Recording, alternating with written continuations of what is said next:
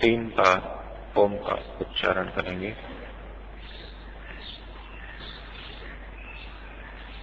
परमपिता परमात्मा के उस स्वरूप को मन में रखेंगे। उसी ने इन सब इंद्रियों को बनाया है, उसी के द्वारा व्यवस्थित ये इंद्रियां हमारे लिए कार्य कर रही हैं।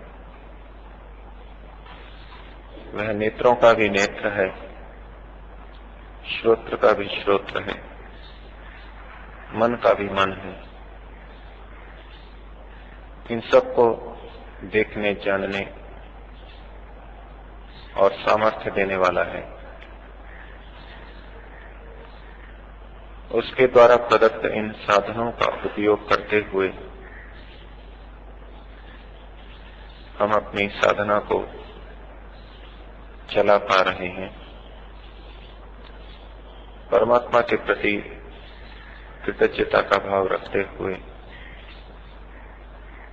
ओम का उच्चारण श्वास भरें।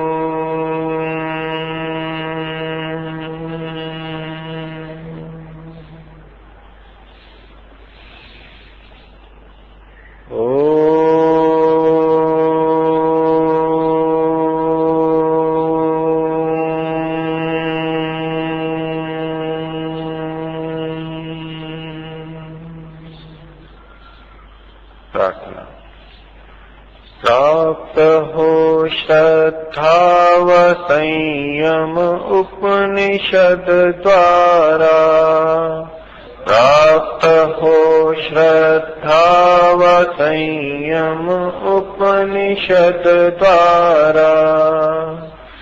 लक्ष्य हो साकार वैदिक ध्यान के द्वारा,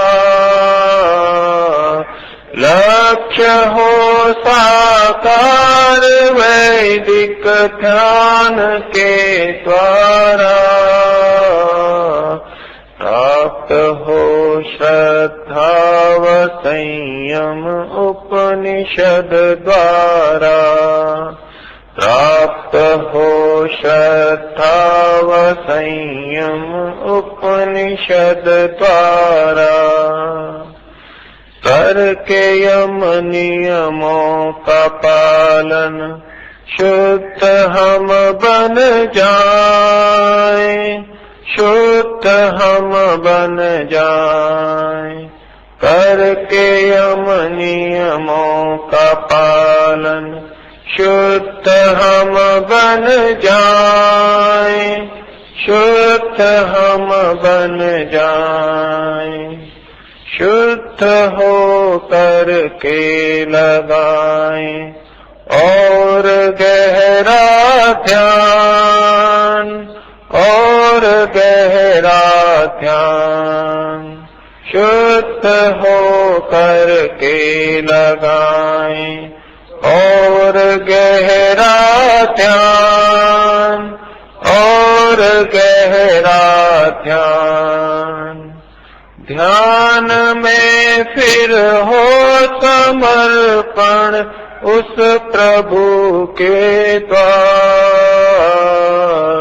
ध्यान में फिर हो समर्पण उस प्रभु के द्वार। प्राप्त हो श्रद्धा व संयम उपनिषद द्वारा, प्राप्त हो श्रद्धा व संयम उपनिषद द्वारा। समुपस्थित सज्जनों, मातृशक्ति और ब्रह्मचारीगण। केनोपनिषद के ऋषि ने प्रथम श्लोक में प्रश्न उठाया कि किसके द्वारा प्रेरित ये इंद्रियां, मन कार्य कर रही हैं। वो कौन देव है जिसने इन सबको नियुक्त किया है। और दूसरे श्लोक में फिर कहा कि जिस देव ने इसको नियुक्त किया है वह श्रोत्र का भी श्रोत्र है, नेत्र का भी नेत्र है, मन का भी मन है। इन सब की वो शक्ति है, इन सब को वो चलाने वाला है, इन सब की वो व्यवस्था करने वाला है। और जब साधक ये जान लेता है कि परमपिता परमात्मा इन सब इंद्रियों से भी बढ़ करके महान शक्तिशाली है, महान क्षमता वाला है, तो वो फिर इस इंद्रिय जन्य संसार, इंद्रिय से जाने जाने वाले संसार विषय भोगों से अलग हटके और फिर अमृत तत्व को अर्थात ईश्वर को प्राप्त करता है। जब वो परमात्मा इतना महान है, इतनी विशिष्ट इंद्रियों को उसने बनाया है, उस ब्रह्म को, उस परमात्मा को जानने की अब जीव की इच्छा है। शिष्य ये इच्छा कर रहा है कि जिस देव ने इन सबको नियुक्त किया है मैं उस देव को जानूं।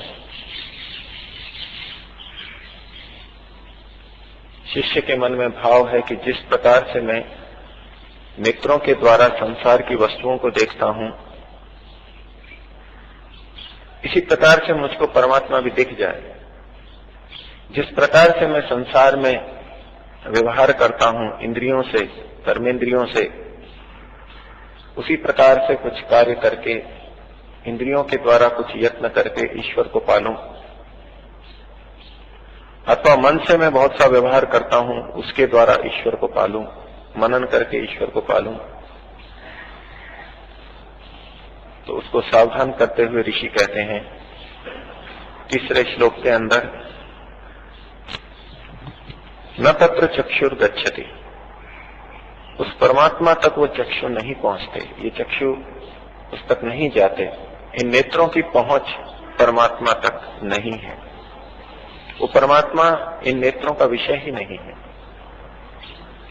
यह चक्षु इंद्रिय सभी ज्ञानेन्द्रियों के प्रतीक के रूप में, उपलक्षण के रूप में आया है, ऐसा हमें समझना चाहिए। न वहां नेत्र जाते हैं, न श्रोत्र जाते हैं, न घ्राण, न त्वचा, न रसना। पांचों ज्ञानेन्द्रियों में से कोई भी परमात्मा तक नहीं जा सकते, परमात्मा का बोध नहीं करा सकते। न तत्र चक्षुर गच्छति। और आगे कहा न वाक् गच्छति, ये वाणी भी वहां पर नहीं जा सकती। ये वाणी सभी कर्मेंद्रियों का प्रतीक है। जिन कर्मेंद्रियों से हम विविध कार्य करते हैं, सांसारिक विविध व्यवहारों को चलाते हैं, उन कर्मेंद्रियों के द्वारा भी वो परमात्मा नहीं पाया जा सकता। इन कर्मेंद्रियों की पहुंच उस परमात्मा तक नहीं है। कर्मेंद्रियों से हम संसार की बहुत सी चीजों को पा सकते हैं, पाते हैं, लेकिन परमात्मा को इन कर्मेंद्रियों से भी नहीं पाया जा सकता। इसलिए ऋषि ने कहा न वाक् गच्छति। तो न ज्ञानेन्द्रियां पहुंच रही हैं, न कर्मेंद्रियां पहुंच रही हैं, वो तो कुछ आंतरिक चीज है। तो क्या मन के द्वारा उस परमात्मा तक पहुंचा जा सकता है? क्या मन के द्वारा उस परमात्मा को जाना जा सकता है? उसके लिए भी ऋषि सावधान कर रहे हैं। नो मनो न उ मना, मन भी वहां पर नहीं जाता। निश्चय से मन भी वहां तक नहीं पहुंचता। मन की पहुंच भी परमात्मा तक नहीं है।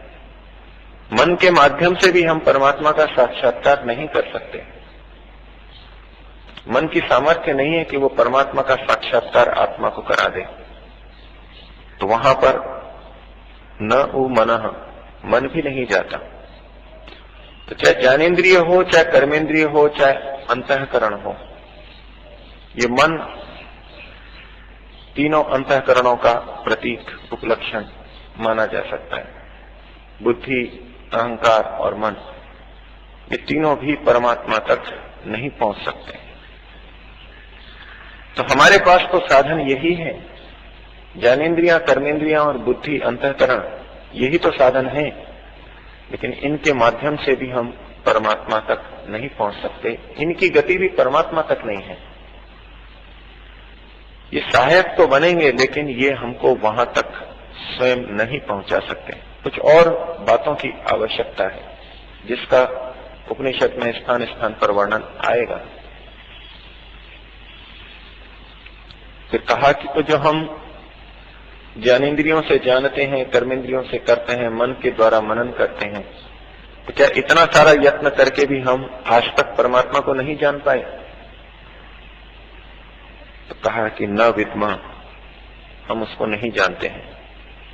जिस देव ने इन इंद्रियों को नियुक्त किया है, जो इन इंद्रियों से भी परे है, जो इंद्रियों का भी संचालक है, उसको हम न विद्मा, हम नहीं जानते।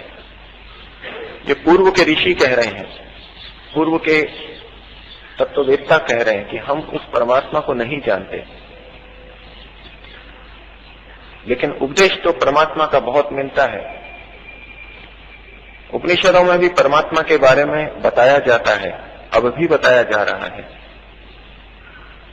यहाँ ऋषि ये संकेत करना चाह रहे हैं कि हम उस परमात्मा को पूरी तरह नहीं जान पाते, हम उसको पूरी तरह नहीं जानते, यही तात्पर्य है न विद्मा का।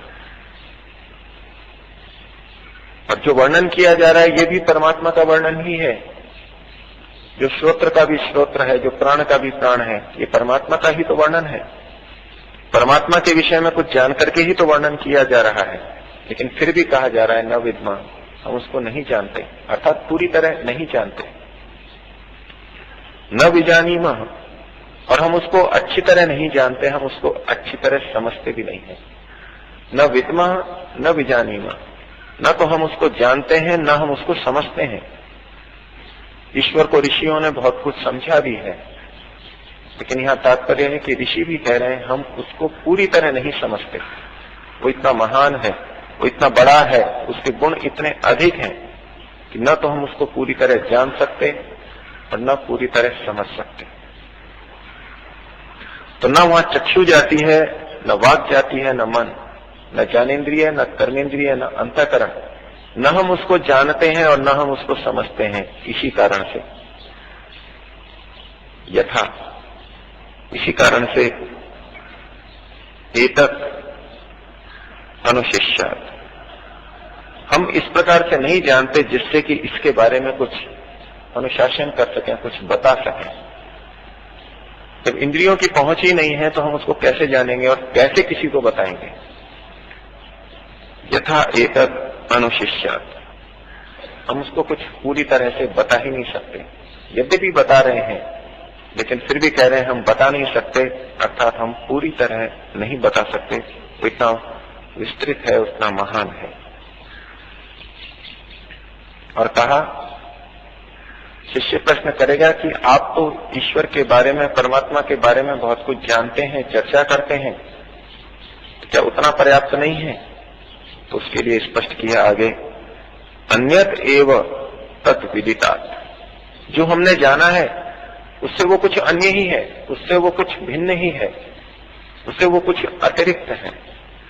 जो हमने जाना है उतना मात्र वो नहीं है, उससे भिन्न और न जाने कितना वो है। अन्यत एव तत्विदितात्, तत् अन्यत एव विदितात्, वो परमात्मा हमारे द्वारा जाने गए जितने भी अंश हैं उससे भी कुछ अन्य है, उससे भी कुछ भिन्न है, उससे भी कुछ अतिरिक्त है। ईश्वर की महानता, अनंतता को ऋषि इंगित करना चाह रहे हैं। तो कहा कि अच्छा, जो अविदित है वो तो ईश्वर का होगा स्वरूप, जिसको जाना वो तो पूरा नहीं है, लेकिन जिसको हम नहीं जानते उसको मिलाकर के तो ईश्वर का स्वरूप आ जाएगा। तो कहा कि नहीं, हम जानते हैं थोड़ा और अनजाना क्षेत्र बहुत अधिक, भौतिक जगत का भी है, आंतरिक जगत का भी है, सूक्ष्म जगत का है, बहुत बड़ा क्षेत्र अनजाना है। तो ऋषि ईश्वर की उस अनंतता को और जोर से कहना चाहते हैं। वो कहते हैं अथो अविदितात् अधि, और वो परमात्मा इस अविदित से भी अधि है, ऊपर है, उससे भी और परे है। जिसको हमने जाना वो तो ठीक है, और जिसको नहीं जाना इसका भी हमको पता है कि इस विषय को हमने नहीं जाना है। किसी के स्वरूप को जानने से भी उसका बोध होता है, और किसी विषय को न जाना इतना हमको बोध हो गया तो भी कुछ तो बोध होता ही है। अपनी बात को रहस्य करने के संदर्भ में एक बात कही जाती है कि यदि किसी व्यक्ति ने यह कह दिया कि मेरे पास कोई गुप्त रहस्य है, इसका मतलब है उसने आधा रहस्य तो खोल ही दिया। बताया नहीं है उसने कुछ भी, उस रहस्य को नहीं बताया, लेकिन इतना बता दिया कि मेरे पास कोई रहस्य की बात है, कोई रहस्य का विचार है। इसका मतलब है उसने आधा तो बता दिया। रहस्य तो तब हो जब दूसरे को ये तक पता न लगे कि इनके पास कोई रहस्य की चीज है। तो यदि हमारे को अविज्ञात क्षेत्र का पता है कि ये अविज्ञात है, इसको हमने अभी नहीं जाना है, तो भी इतना तो हमने उसको जान लिया कि इस बारे में हम नहीं जानते। ये वो क्षेत्र है जिसके बारे में हमारा अज्ञान है, अर्थात कुछ हमने जान लिया। तो परमात्मा के लिए उसकी अनंतता, उसके ज्ञान की महानता, उसके स्वरूप की महानता को बताते हुए कहा जा रहा है अथो अविदिताद अधि, जिसको हमने नहीं जाना है उससे भी ये तो परे की चीज है। हम तो ये तक नहीं जानते कि उसको हम नहीं जानते हैं। उसका इतना विस्तृत क्षेत्र है जिसके बारे में हमको ये भी बोध नहीं कि हाँ हम ईश्वर के इस गुण को नहीं जानते, इसको नहीं जानते, इतना तक नहीं पता है। वो तो अविज्ञात से भी परे है। जो ज्ञात है उससे भी कुछ वो अन्य है, भिन्न है, और जो अविज्ञात क्षेत्र है उससे भी वो परे है, बहुत बहुत परे है। और कारण यही है कि न तत्र चक्षुर गच्छति, न वाक् गच्छति, न मनो। ये जो साधन हमें मिले हैं ये ईश्वर तक नहीं पहुंचाते, ईश्वर का बोध नहीं कराते। हम ये ना समझ लें कि इंद्रियों के द्वारा जिसको हम जान रहे हैं वही परमात्मा है। उपनिषदकार का बहुत स्पष्ट संकेत इसमें भी है और आगे भी आएगा। जिसको हम देखते हैं उसको हम परमात्मा ईश्वर मान लेते हैं, ये गलत मान्यता हो गई। जिसको हम सुनते हैं, जिसको हम बोल देते हैं वो परमात्मा है, ऐसा नहीं। और जिसका हम मनन कर लेते हैं, सोच लेते हैं कि यही शायद परमात्मा है, वो भी परमात्मा नहीं है। आगे और इन श्लोकों के अंदर बताया जाएगा। और ऋषि कह रहे हैं कि ये केवल मेरी मान्यता नहीं है, ये कौन कहते हैं? इति शुश्रुम पूर्वेशाम ये नस्तत् व्याच चक्षिरे। ये हम पूर्व ऋषियों से सुनते हैं, ये हमने उनसे सुना है जिन्होंने हमारे लिए ब्रह्म तत्व को बताया, ईश्वर के बारे में बताया, उनसे हमने ये सुना है। उन्होंने भी यही कहा है कि न तत्र चक्षुर गच्छति, न वाक्, न मनो, न विद्मो, न विजानीमो। ये सारी बात उन ऋषियों की भी कही हुई है, ये केवल हमारी बात नहीं है। जिस प्रकार के विज्ञान के अंदर किसी एक व्यक्ति की एक जगह कही हुई बात, सिद्ध की हुई बात मान्य नहीं हो जाती, उसको अनेकत्र सिद्ध करना होता है, अनेक स्थानों पर और अनेक व्यक्तियों के द्वारा वो पुष्ट की जाती है, तो वो फिर सर्वमान्य सिद्धांत के रूप में आती है। उसी शैली से ऋषि कह रहे हैं ये अध्यात्म भी उसी प्रकार का विज्ञान है। ये अध्यात्म ऐसा विज्ञान नहीं है कि किसी को कुछ लगता हो, किसी को कुछ लगता हो, जैसा कि आजकल इस अध्यात्म को बना दिया गया है। कहते हैं मेरी तो अनुभूति ऐसी है, मेरे को तो ऐसा लगता है। दूसरा कोई विपरीत बात कह रहा हो तो उसको भी समन्वय करके कहते हैं हो सकता है उनको ऐसा लगता हो, वो भी अपनी जगह ठीक है, हम भी अपनी जगह ठीक हैं, और हैं विरुद्ध बातें। इस धर्म को, अध्यात्म को बिल्कुल अवैज्ञानिक बना करके छोड़ दिया है।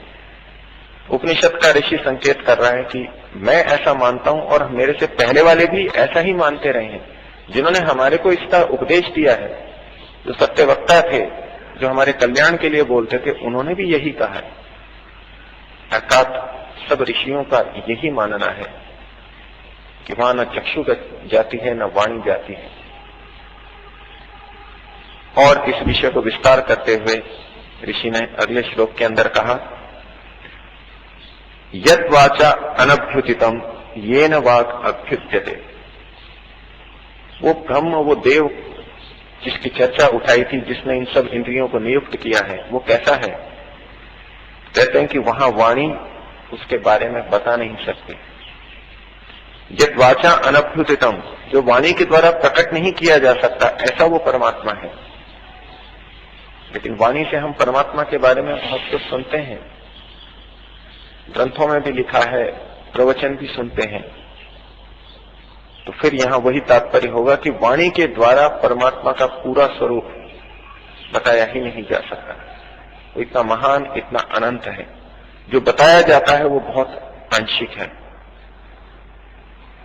तो यद वाचा अनभ्युदितम, लेकिन ये न वाक अभ्युद्यते, लेकिन वो परमात्मा, वो देव ऐसा है जिसके द्वारा ये वाणी चलाई जा रही है। ये वाणी कार्यशील है। वाणी उसको नहीं बता सकती, लेकिन वाणी उसी के माध्यम से बोल रही है, उसी के माध्यम से चल रही है। ऐसा वो देव है। हम ये समझते सुनते आए हैं कि इंद्रियों को चलाने वाला, उसके पीछे मन है, और मन को चलाने वाला उसके पीछे आत्मा है। चेतन आत्मा इन इंद्रियों को चलाता है। एक स्थान पर, एक दृष्टि से वो अपनी जगह बिल्कुल ठीक है। इन वाक्यों को देख करके प्रतीत होता है जैसे कि जो वाणी को चला रहा है उस तत्व की चर्चा की जा रही है, अर्थात आत्मा की, जीवात्मा की चर्चा की जा रही है। लेकिन ये प्रकरण परमात्मा का है। आगे के प्रसंग और सबको देख के ये परमात्मा के लिए कहा जा रहा है कि परमात्मा इस वाणी को चलाता है। तो सहज प्रश्न उठेगा कि यदि परमात्मा इस वाणी को चला रहा है तो आत्मा नहीं चला रहा, जीवात्मा नहीं चला रहा, और फिर तो वाणी से जो भी गलत होगा वो भी परमात्मा के द्वारा ही किया जा रहा है, ये माना जाएगा। फिर तो आत्मा की, मनुष्य की कर्म की स्वतंत्रता ही क्या रहेगी कि उसकी वाणी तो परमात्मा के द्वारा चलाई जा रही है, सब कुछ परमात्मा के द्वारा है, तो वो तो बोलने में स्वतंत्र नहीं रहा। यहां जिस तत्व की तरफ, जिस दृष्टि की तरफ ऋषि हमको बताना चाहते हैं वो ये कि ये सिद्धांत अपनी जगह ठीक है कि आत्मा अपनी इच्छा से कर्म करने में स्वतंत्र होने से जो बोलना चाहता है वो बोलता है, जो नहीं बोलना चाहता वो नहीं बोलता। लेकिन इसके बाद भी परमात्मा ही इस इंद्रियों को चला रहा है। परमात्मा की व्यवस्था से ही ये इंद्रिय चल रही है। जीवात्मा तो केवल इच्छा व्यक्त करता है। इंद्रियों की व्यवस्था ईश्वर ने इस प्रकार की है कि आत्मा की इच्छा और यत्न होने पर ये तदनुसार कार्य करते हैं, लेकिन आत्मा तो इनको नहीं चला रहा। जब ये कहा जाता है कि आत्मा इंद्रियों को चला रहा है, वहां इतना सा तात्पर्य है कि आत्मा इच्छा कर रहा है और यत्न कर रहा है, लेकिन इंद्रियों को चलाता नहीं है। आत्मा इंद्रियों को चला ही नहीं सकता। आत्मा को तो पता नहीं कि मन को कैसे चलाया जाए, मन कहाँ है, मन कैसे इंद्रियों को प्रेरित करे, हम आज तक नहीं जान पाए, हम अनुभव नहीं करते हैं, लेकिन कार्य हो रहे हैं। कौन कर रहा है? जीव तो बहुत विशिष्ट अंग है, विशिष्ट इंद्रिय है। हम छोटे से हाथ को, छोटे से पैर को, एक छोटी सी उंगली को भी हिलाते हैं, हमको पता ही नहीं है हम कौन कौन सी मांसपेशियों को चलाते हैं। हम केवल इच्छा करते हैं और उंगली उसी तरफ चली जाती है। हमको पता ही नहीं कितने जोड़ हैं, कितनी मांसपेशियां हैं, किन तंत्रिकाओं के माध्यम से वहां सूचना पहुंची और किन तंत्रिकाओं के माध्यम से हमको पता लगा कि उंगली हिल गई है, जिधर हम भेजना चाह रहे थे वहां चली गई है, ये सूचना वापस आ गई। उस सारे तंत्र का हमको पता ही नहीं है। फिर हम अपने को कैसे करता कहें कि हम इसको चला रहे हैं? हमारी तो समझ से भी बाहर की बात है। तो ये सब कौन चला रहा है? ये परम पिता परमात्मा चला रहा है। इस वाणी को भी कौन चला रहा है? वो परम पिता परमात्मा चला रहा है। लेकिन क्योंकि हम इच्छा करते हैं, क्योंकि हम यत्न करते हैं, इसलिए इसका उत्तरदायित्व, इसके कर्म का फल वो हमको प्राप्त होता है। लेकिन वस्तुतः इसको चला तो ईश्वर ही रहा है, ईश्वर की ही व्यवस्था से ये चल रही है। इसी बात को ऋषि कहना चाह रहे हैं कि वो परमात्मा वाणी के द्वारा अभिव्यक्त नहीं किया जा सकता, लेकिन वाणी जिसके माध्यम से चलती है, वाणी जिसके माध्यम से बोलती है, वो देव है, वो वास्तव में परमात्मा है, वो वास्तव में ब्रह्म है।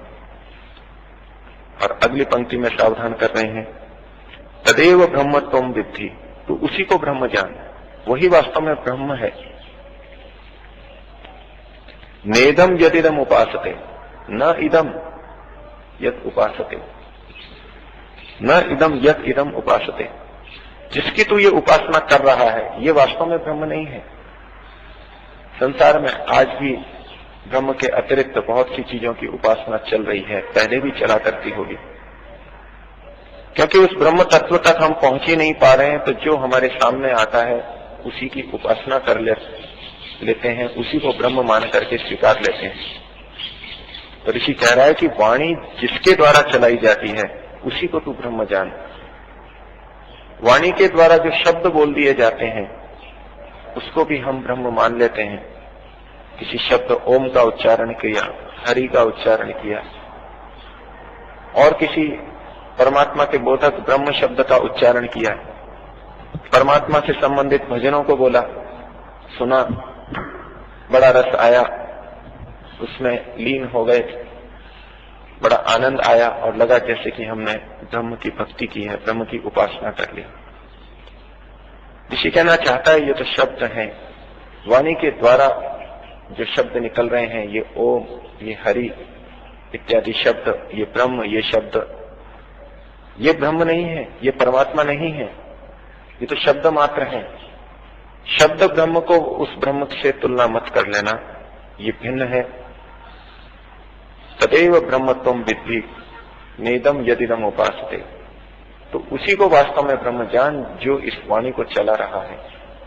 इस वाणी के द्वारा जो शब्द निकल रहे हैं उसको ब्रह्म मत जान। ऋषि का प्रयास है कि हम परमात्मा तत्व को उसके सच्चे स्वरूप में जाने, क्योंकि परमात्मा का सच्चा स्वरूप ज्ञात होने पर ही उसे पाया जा सकता है। और ये सभी ऋषि, ये सभी उपनिषदें हमको उसी ओर ले जाना चाहती हैं। हम उस ब्रह्म की तरफ बढ़ें, ब्रह्म के सच्चे स्वरूप को समझें और इन इंद्रियों के, वाणी आदि के कर्ता को, चलाने वाले को, ब्रह्म को स्वीकार करें। हम तो केवल इच्छा मात्र करने के कारण करता है, चलाने वाला वो परम पिता परमात्मा है, और उसी की कृपा से हम वाणी के माध्यम से हम बहुत से व्यवहार कर पाते हैं। उन व्यवहारों की सफलता के लिए परमात्मा के प्रति कृतज्ञता का भाव रखेंगे और 3 बार ओम का उच्चारण।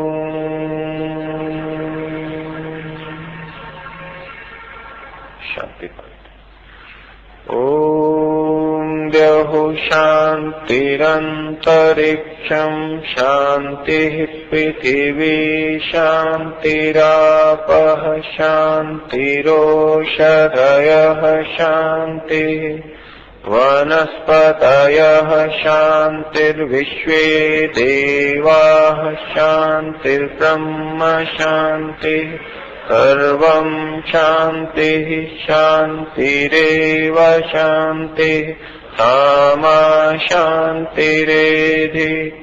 ओम शांति शांति शांति। वैदिक धर्म की जय। जय हो, जय हो, जय हो, पालन हो। ओ